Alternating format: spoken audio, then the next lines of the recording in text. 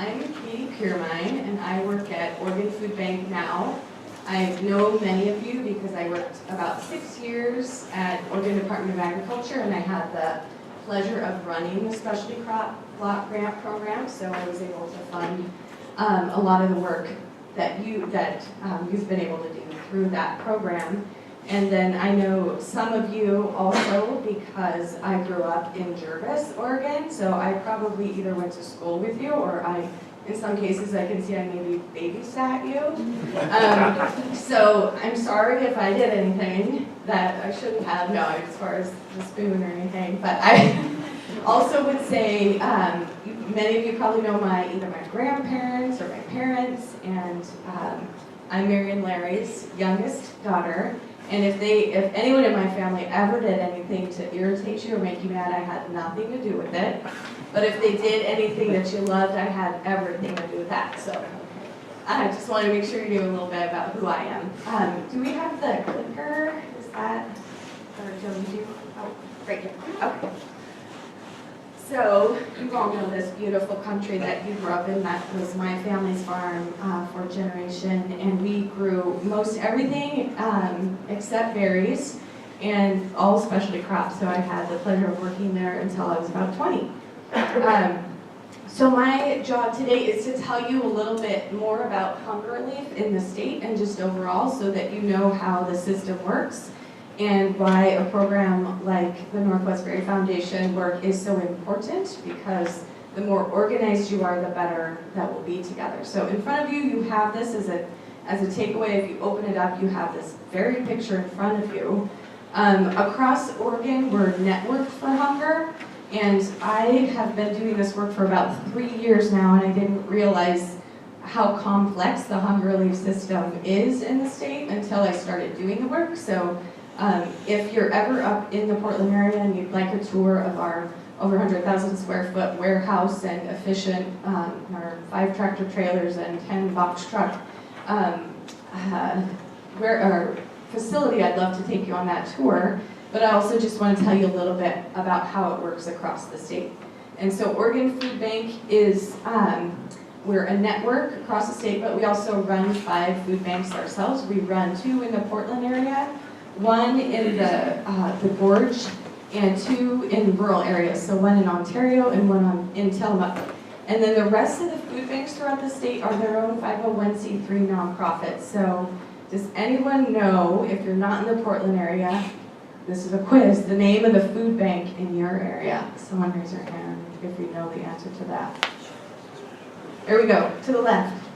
Linden Food Share. Linden Food Share. They're your food bank. Who else has one that they know about? Lane County Food for Lane County, you got it. Anyone else? There it is, Marion Polk Food Share. So those are the big partners in your area, and they're at that same kind of scale that we are in, say, Washington County. So we're big operations, and we're more like food distributors. So we actually distribute to what you guys, the people that you know. So the Meals on Wheels, part of the St. Vincent de Paul, all the names, Salvation Army. Has anyone ever volunteered yourself or had your partner, your wife, your community member, or your kids volunteer in either a pantry or a church? Has anyone done that? Yeah? Got a lot of people in the room that have done that. Thank you for doing that. We all know that at the very minimum, people should have food, and so we really appreciate that you are a part of that. But that's who, we're kind of behind the scenes. So food banks are behind the scenes. Those 21 regional food banks are basically warehouses, distributors. And so we're quite an efficient system. And you'll see our trucks on the road now that you know me and you've seen Oregon Food Bank. Now you're going to see the banners everywhere, because that's what's happened when I started working. I didn't notice them as much before. So we have 21 regional food banks, but across the state we have over 900 partner agencies. So those small churches and groups that are distributing food, working directly with our neighbors in need, those are the folks that you guys know about. And with that, I think, Joe, you mentioned that it was 1 in 5 across the U.S. that are seeking assistance at some point. Mostly folks who need assistance approximately 4 to 8 times a year. It's not something in most cases that it's a chronic thing. It's like my bills are too high. Over 40% are working families. We have a lot of seniors, so it ends up being all of our community often that we're helping. So I just want to thank you all for doing that. So my job, my title is silly, but what I do is strategic sourcing manager, which means that I'm in charge of thinking through all the ways that we get food to people in the state and in Southwest Washington. And so I have a team of people that work with all of the food companies, all the way from the farm to the plate, basically. We work with, so that's why I have this kind of food system. Having grown up in food and agriculture and understanding how complicated the system is, I've been fascinated by the work, but I had no idea until I started with this job how very complicated the system is. So we'll get calls for that we have donations of tubs of molasses, or 6 bags of pepper, like giant bags of pepper. And so within this food system, as you know, it's complicated and there are lots of leaky parts. So there's a lot of excess food, and it's my team's job to figure out how to grate 6 huge blocks of cheese and things like that. So we basically are constantly working on puzzles in the food system. So what I'm going to do is tell you a little bit about some of our partners, and then kind of to Joe's point about really targeting sort of the fresh market and then the processed market. We tackle those different opportunities really differently. So like I said, I have a team. 2 of them work directly with the over 200 grocery stores that we partner with. So they're donating food on an ongoing basis. We have 2 staff working directly with all the other food companies. And those are the big companies. So things like Pacific Foods, they donate, 2 million pounds of food to us every year. Once a month, they shut down their line and actually make soup just for the food bank network.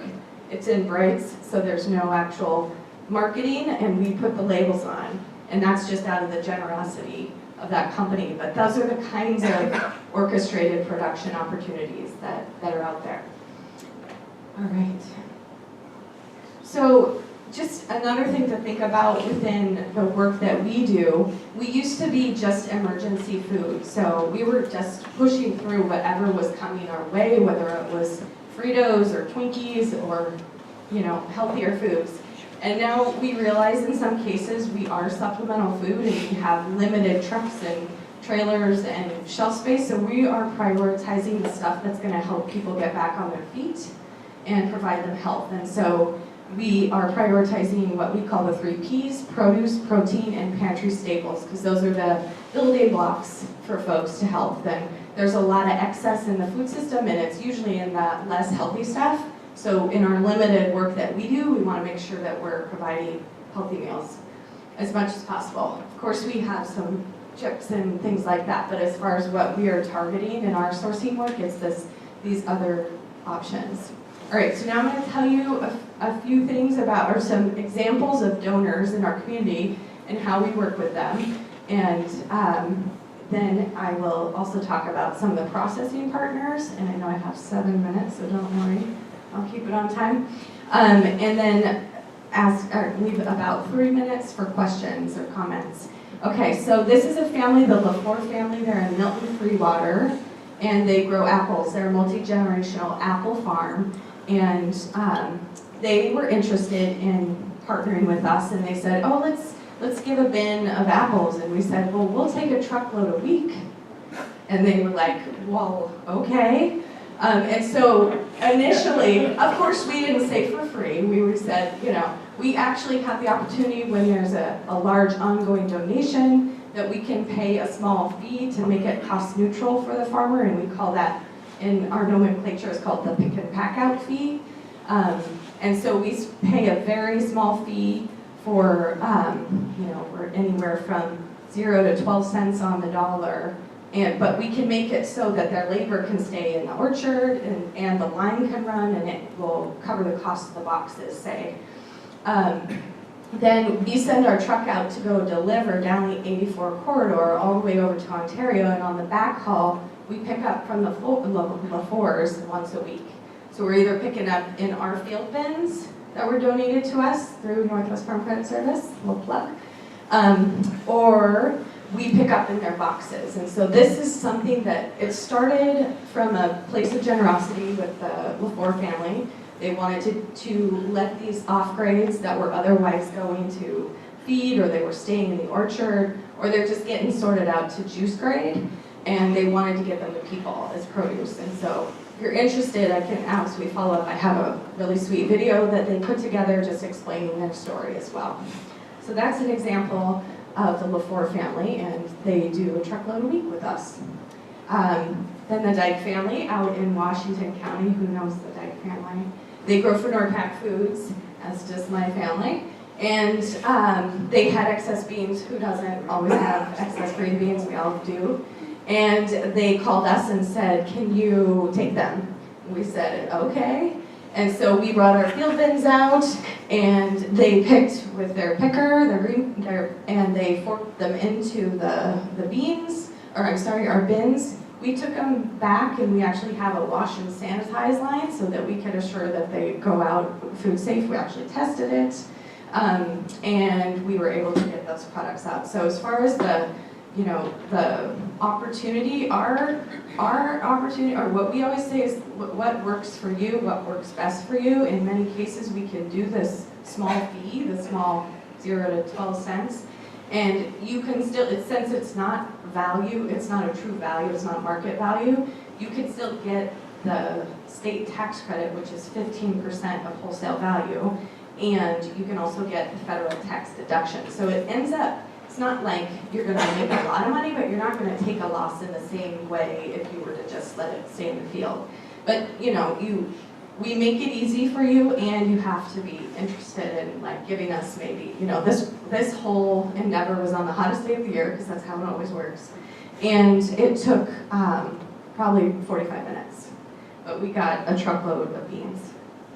And then I have 3 minutes, but this is what I was mentioning, Northwest Farm Credit Service, and as Joe was mentioning, industry partners that have packaging, have things like field bins. All of our field bins were purchased through this, or initially through this grant through Northwest Farm Credit Service, which then makes it so that when we can assure that we can meet GFSI standards. So when we drop off field bins, they've been sanitized to the appropriate standard, and the grower can feel confident that they can work with us. So if you have excess materials, let us know, but also just know that we hold the highest standards within our warehouse too.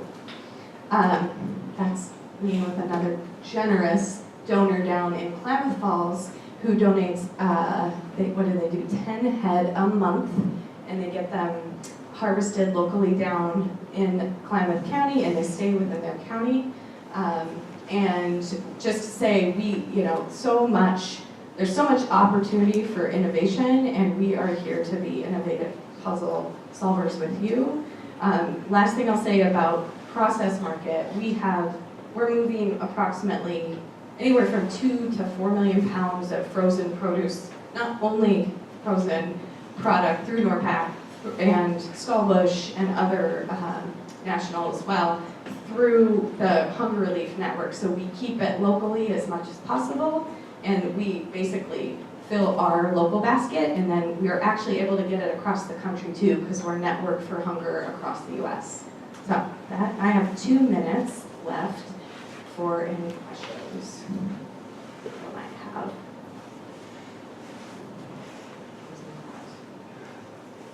All right, did I babysit anyone? Oh yeah, yes. How many berries does there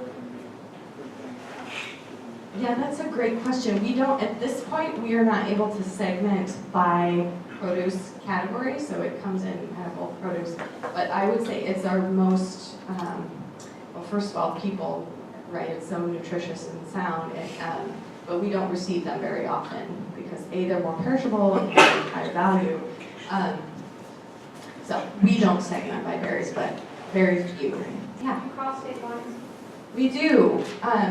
So we work in Southwest Washington, and that is Clark County Food Bank is the food bank that's in our network up there. And so we work in partnership with them.